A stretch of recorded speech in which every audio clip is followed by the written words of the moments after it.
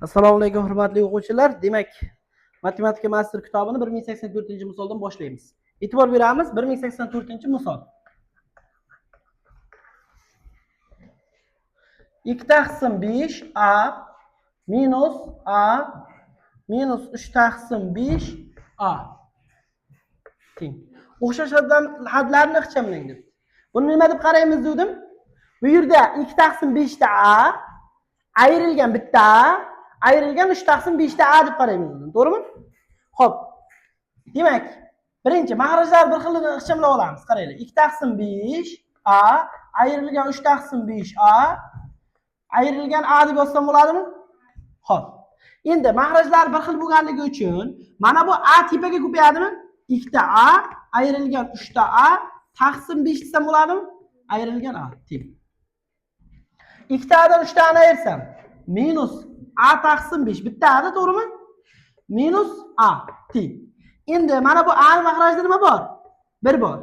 Demak, minus a taqsim 5 minus 5 ta. Bunga nechtadan beramiz? 5 tadan. 1 ni nechaga ko'paytirsam 5 bo'ladi. 5 ga. Demak, bunga 5 tadan beraman. 5 ta a taqsim 5 teng. Xo'p, ikkalasi ham minus bo'lganligi uchun bular bir-biriga nima qilinadi? Qo'shiladi. 5 ta a ga a ni qo'shsam 6 ta a taqsim 5. Ikkalasi ham manfiy bo'lganligi uchun oldiga nima qo'yaman? Minus qo'yaman. Bu aralash kasrga aylantirsak nima bo'ladi? Minus 1/5 dan a. To'g'rimi? 5 dan 1 a deb yozsam bo'ladi. Xo'p, ikkinchi usuliga qaraymiz. Mana bu biza o'rganib kelayotgan a ni o'zini mana bu yerda nima deb o'rgandik oldingi dars? Bu yerda nechta a borligini bildiradi oldida turgan son. Bu koeffitsient deb o'rgandik, a? Xo'p, endi qaraymiz. Ikkinchi usuli. 2 taqsim 5 a minus 3 taqsim 5 a. Uchalasida ham a bormi? Uchalasidan ham a ni chiqarib olsam bo'ladimi qo'shimcha tashqariga? A ni chiqarib olsam nima qoladi? 2 taqsim 5 minus 1 minus 3 taqsim 5 qoladimi? Teng. Mana. Endi mana buni ichi son bo'lib qoldimi? Ifodani hisoblasam bo'ldimi? 2 taqsim 5 dan 3 taqsim 5 dan ayirsam a ko'paygan minus 1 taqsim 5 bo'lishi aniq a? Minus 1. 5 tadan beradigan bo'lsam a ko'paygan minus 1 taqsim 5 minus 5 taqsim 5. Javobimiz chiqadi a ko'paygan minus 6 taqsim 5. Javob shundaymi? Buni qanday yozamiz? Minus 6 taqsim 5 a deb yozamiz. Tushunarlimi bu? Savol bormi mana shu bo'yicha? Yo'q-a? Keyingi misolga o'tsam bo'ldimi? Xo'p. 1087. 1087-misolmi? Xo'p. 2m plus q minus 4m. Teng. Tasavvur qilinglar, buni tushuntiraman, e'tibor beringlar. Biza uyda bozorlik qilgan bo'ladimi bozorga? To'g'rimi? Magazindan narsa olib kelganing bo'ladi. Xo'p, mana bu uylaringga sen olma olib kelding. Uylaringda olma bor edi. Olmani olib borib guruchga solib qo'yasanmi? Nimaga solasan? Olma turadigan qutiga solasan, to'g'rimi? Olma bor qutiga. Xuddi shunday mana shu narsa. Qaranglar. 2 ta m dan faqat 4 ta m ni ayirsak bo'ladi. Tushunarli? Quni ayirib bo'lmaydi. Demak, o'xshash hadlarda orqasidagi harflar bir xil, harflarning darajalari bilan bir xil bo'lgan ifodalarni bir-biriga qo'shsak bo'ladi yoki ayirsak bo'ladi. Ko'paytirishda ahamiyati yo'q. Ko'paytirish haqida gapirmayapman. Yana ko'paytirishda ham shunday ekan deb o'ylamang. Faqat qo'shish ayirishda. Demak, o'xshash hadlar deb o'zi nimaga aytuvdi? Orqasidagi harflari bir xil bo'lgan bir hadlar, o'xshash hadlar. Ya'ni faqat koeffitsiyentida farq qiladigan hadlar. Mana bunda 2m turibdi, ya'ni m da oldida 2 turibdi. Bunda minus 4 turibdi. Faqat nimasi bilan? Oldidagi koeffitsiyenti bilan farq qilyapti. Shunday hadlargina bir-biriga qo'shiladi, bir-biridan ayriladi. Harflarda farq qilsa ularni qo'shib ayirib bo'lmaydi. Tushunarli? Demak, qaraymiz. 2m dan 4 ta m da ayirsam nima qoladi? Minus 2 ta m qoladi, to'g'rimi? Qo'ga qo'ni qo'shsam nima bo'ladi? 2 ta qo'y bo'ladi. Savol bormi bu bo'yicha? Yo'q-a? Xo'p, yana bitta boshqacharoqni ko'rib ketamiz. 1094. 1094-misolga qaraymiz. 2y ning nimasi? kvadrati minus 3'te y plus 2y minus 2y'ning kvadrati. Mana bu misolga e'tibor beramiz. Qarang. Bunda ham y bor, bunda ham y bor, bunda ham hammasi y bor, ha? Bular qaysi o'xshashsa y bor o'xshash bo'lmaydi. Bizda nima dedik o'xshash bo'lish uchun?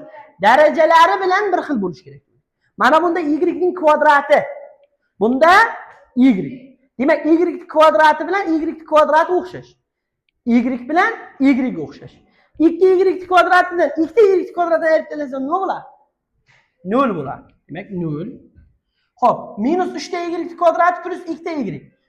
Nima bo'ladi? Biri minus, biri plus bo'lsa, ya'ni qarama-qarshi sonlar bo'lsa,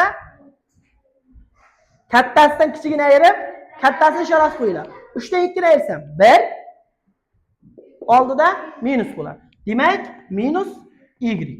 0 dan minus y ayirib tasam, yana o'sha minus y chiqib qoladi. Tushunarlimi bu? Xo'p, keyingi misol 1097.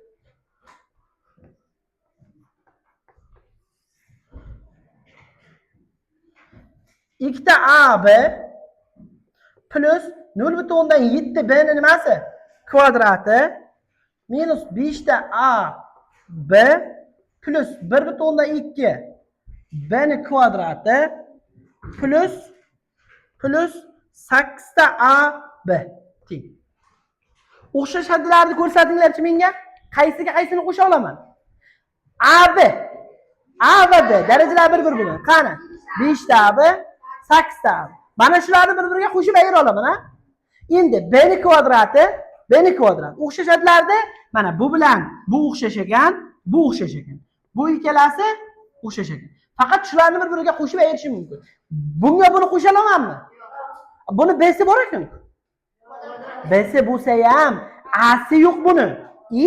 B'si bo'lsa ham darajasida 2 yo'q. Buni darajasi nima turibdi?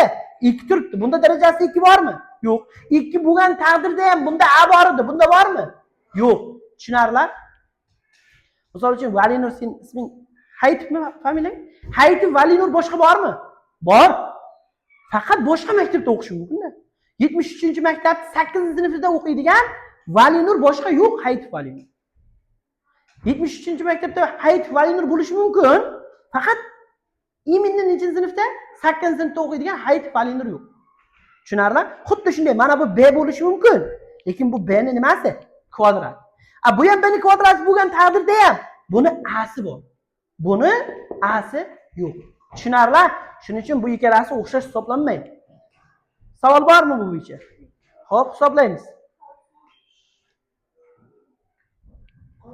Xo'p, 2 ta a dan 5 ta a ni ayrsam nechta qoladi? Minus 3 ta a qoladi, to'g'rimi? Xo'p, 0,7 ga 1,2 ni qo'shsam nima bo'ladi?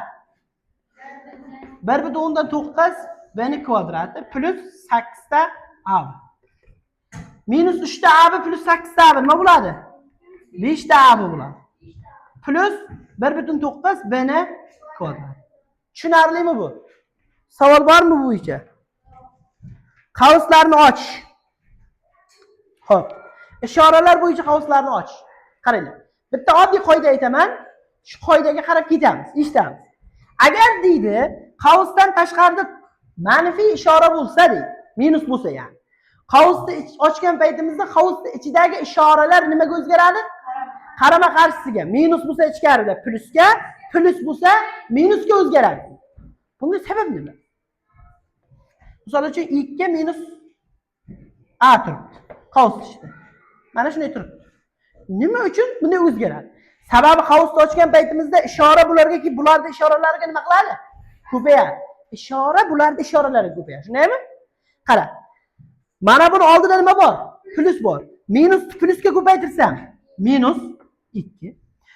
Mana bu minusga bu minusga ko'paysa, plus a. Tushunarli bo'ldimi? Endi agar qavsdan tashqarida musbat ishora bo'lsa, qavsni ichidagilar nima qiladi? O'zgarmaydi.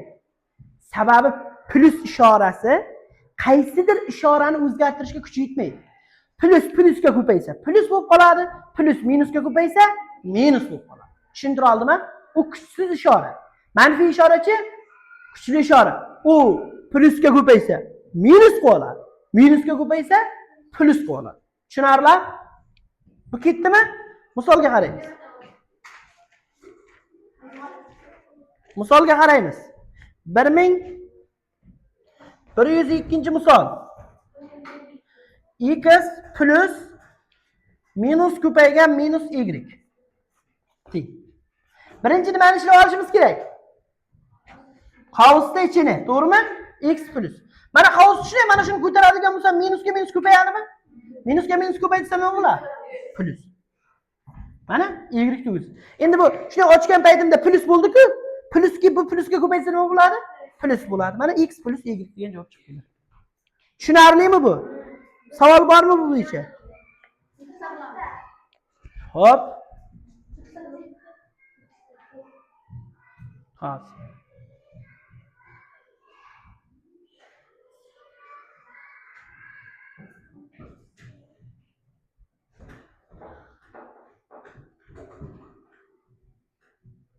Davom etamizmi?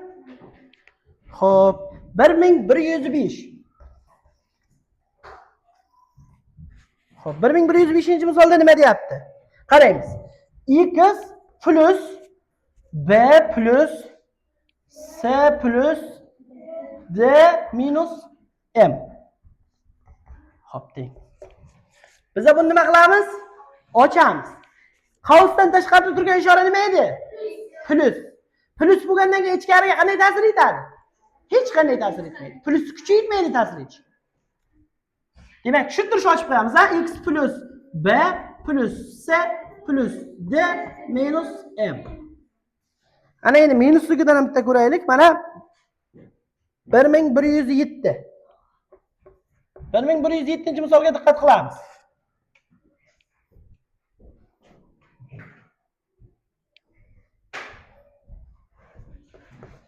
X plus y minus b plus c minus m.